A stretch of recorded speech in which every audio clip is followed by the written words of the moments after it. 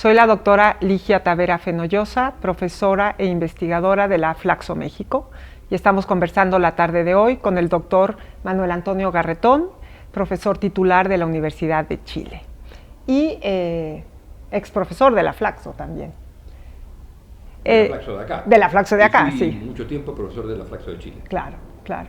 Pues es un gusto tenerte esta tarde en la Flaxo México para conversar, en primer lugar, sobre uno de tus últimos libros, La Gran Ruptura, Institucionalidad Política y Actores Sociales en el Chile del siglo XXI.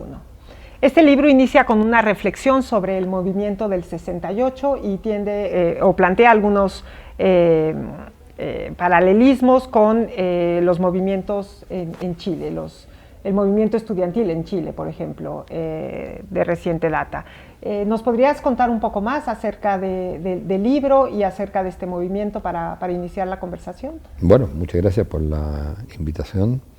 El libro es un libro que yo coordino y hago la introducción a partir de un taller que hicimos en la Fundación Chile 21 el año pasado, y que tenía por función tratar de explorar lo que yo creo es el problema fundamental de Chile y hasta uno podría decir en muchos países también de América Latina, que tiene que ver ya no con una crisis del desarrollo, ya no con una crisis de los regímenes políticos, sino con una ruptura fundamental en la manera en cómo se construyeron los actores sociales, una ruptura en el caso chileno entre la política institucional, entiéndase partidos, elecciones, todo eso, y actores sociales, o si se quiere movimientos sociales, o ciudadanía, o como se le quiera llamar.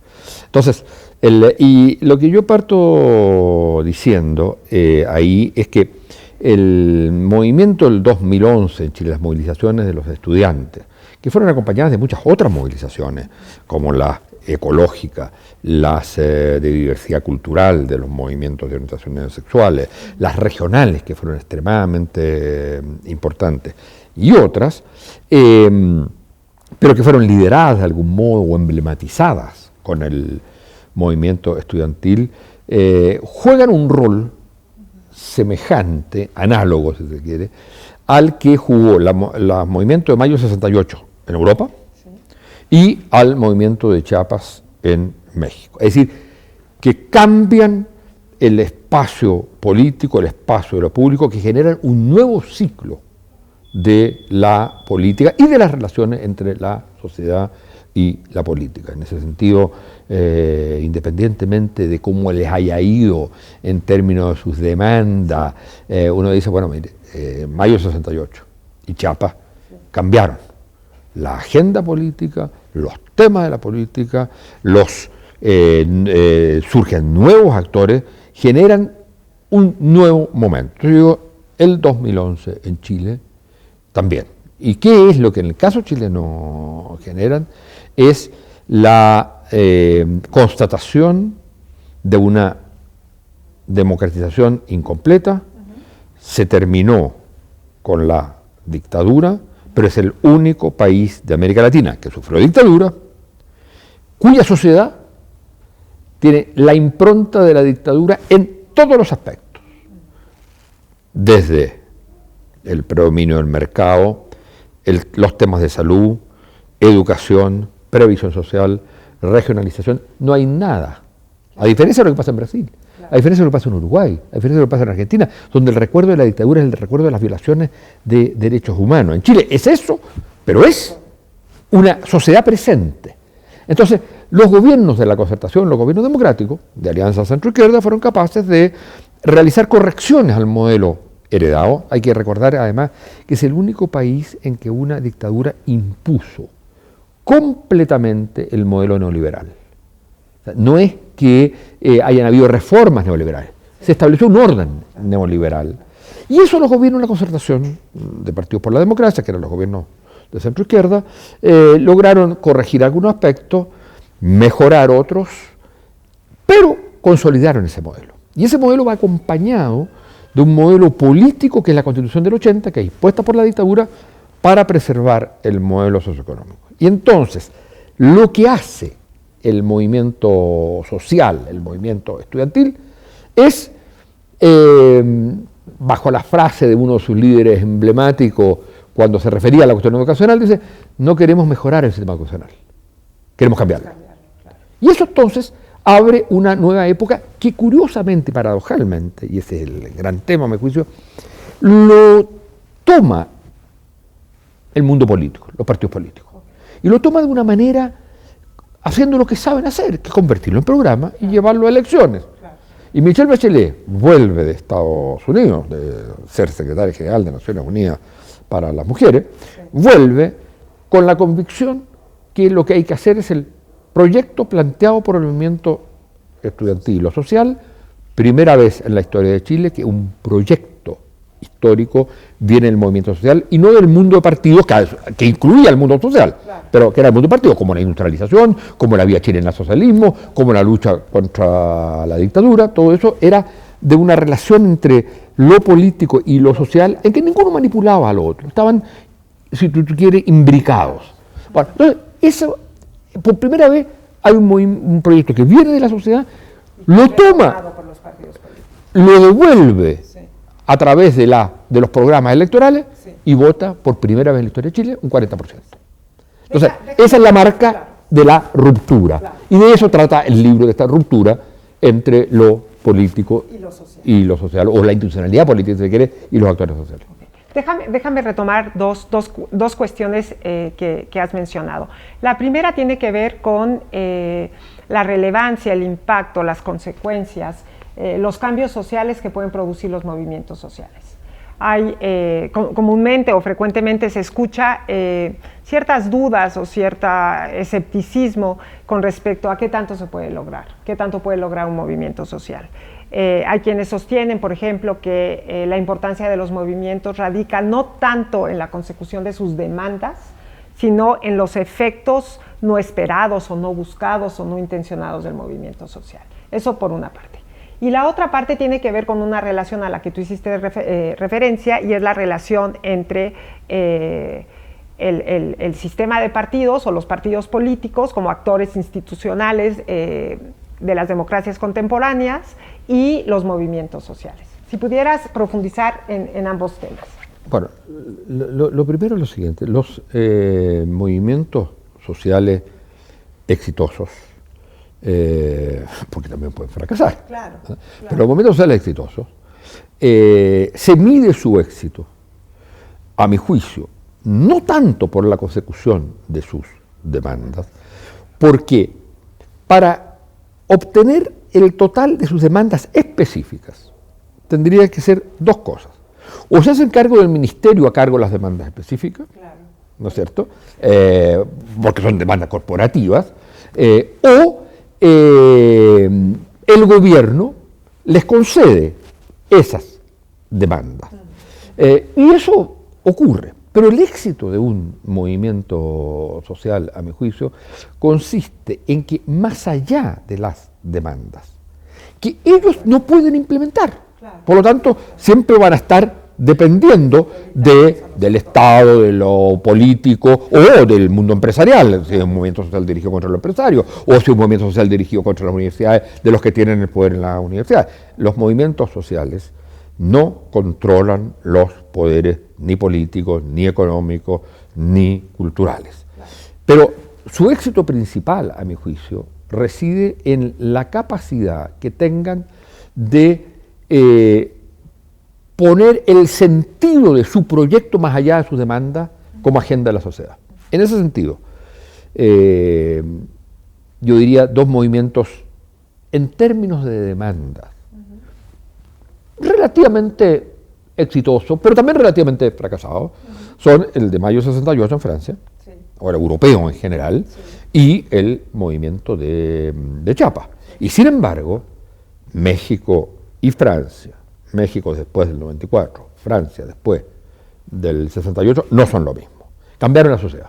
Lo que pasa, y eso lleva a tu segunda pregunta, lo que pasa es que un movimiento social, si quiere él mismo ser el actor del cambio social, tiene que transformarse en actor político y tomar el poder, ya sea a través de una revolución, ya sea ganando una elección, a través, digamos, de un partido. En ese momento deja de ser movimiento social y pasa a ser o Estado o partido político en el Estado, digamos, partido político gobernante. Entonces, hay esa tragedia que uno podría decir que los movimientos sociales siempre ganan y siempre pierden. Y en ese sentido yo tengo la impresión que aquí hay como tres grandes modelos, todo esto es muy discutible, la manera como uno conceptualiza, pero hay como tres grandes modelos de la relación entre lo político y la institucionalidad política, los partidos políticos y los movimientos sociales. Una es la relación de fusión o imbricación en que uno no sabe si está hablando con el dirigente, digamos, del partido o con el dirigente sindical o con el decano de una universidad, donde hay una fusión. Hay una fórmula un poco más distante dentro del mismo modelo, que es lo que yo llamaba para el caso chileno de imbricación. Es donde, digamos, mantienen la identidad cada uno, las funciones, pero hay relaciones no exentas de tensiones, pero hay ahí una cierta relación por la cual, para decirlo de alguna manera, lo político representa a lo social y lo social empuja, mueve lo político y le da contenidos. Ese primer modelo es el que yo creo que desapareció en América Latina. Ese es el que de algún modo se destruyó. Tanto el modelo del partido populista puro, que era movimiento social y partido a la vez, como el del caso chileno. Después hay un segundo modelo que es el de, digamos, ruptura, como la que ocurre hoy, en que cada uno va por su cuenta, en que no se representa, cada uno va por la suya, y que unos critican a los otros, por ejemplo, el movimiento social critica a los partidos políticos porque están solo preocupados del poder, porque son corruptos, ahí radica digamos, el pesebre de la pureza y de la ciudadanía, y se confunde el movimiento social con ciudadanía, y a veces se confunde movimiento social de ciudadanos con movimiento social de consumidores, bueno, pero en fin, pero ruptura, no se representan, y por supuesto los políticos le critican al movimiento social que solo se persigue sus propios fines y que no entiende el problema de la polis, el problema de construcción de la sociedad. Y el tercer modelo que ocurre en ciertos momentos, que es menos estructural, pero que ocurre, es el intento de sustitución de uno u otro. Cuando los partidos intentan sustituir al movimiento social, o cuando los movimientos sociales intentan sustituir al partido. Quiero dar un ejemplo que me parece para ilustrar esto. En un momento determinado, el movimiento estudiantil en Chile, que es el que presenta el proyecto de transformación educacional, reforma tributaria para hacer la transformación educacional y asegurar niveles de igualdad, y reforma de la Constitución para cambiar el modelo político, el movimiento estudiantil no quiere entregar, por decirlo así, su bandera, que el movimiento político lo tome, y se niega a el diálogo, que también es obstaculizado por el movimiento político, dejemos de lado, pero que lo que busca es realizarlo él. Y entonces hay una figura interesante que en algún momento los dirigentes estudiantiles pasan a ser candidatos parlamentarios, lo que está muy bien, pero lo que está claro es que en ese momento dejan de ser representantes del movimiento social, pasan a ser otra cosa.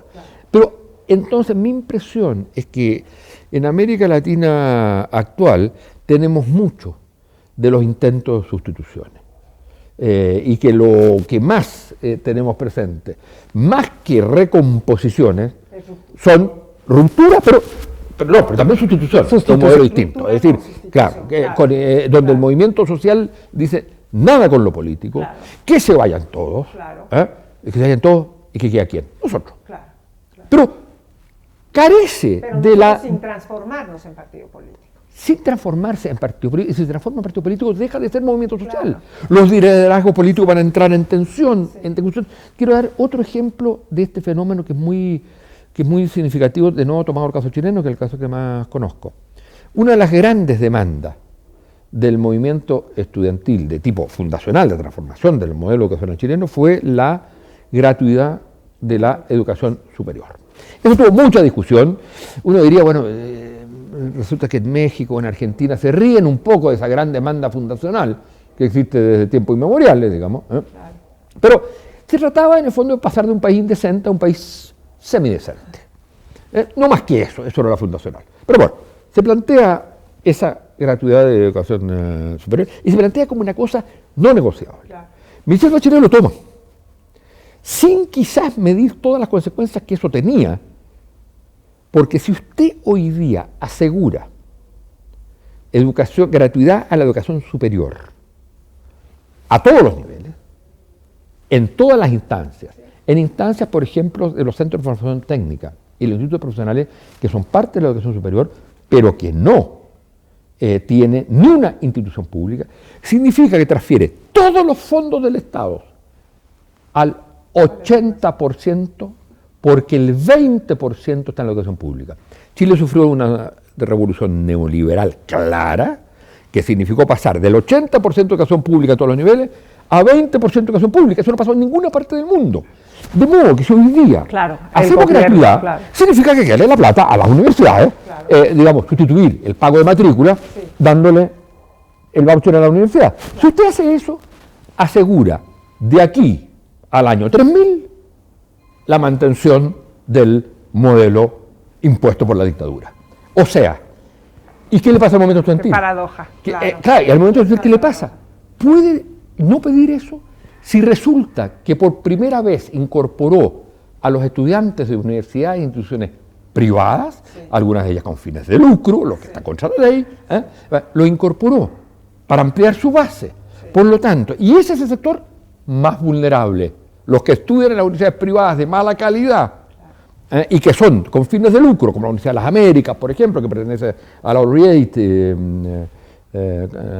a esa corporación. Bueno, todos esos tendrían que pagarle, tendrían que pasar esa plata a esas universidades, con lo cual se daría matrícula gratuita a los niños pobres, pero se consolidaría el modelo. ¿Quién puede resolver esa contradicción? No la puede resolver el movimiento estudiantil.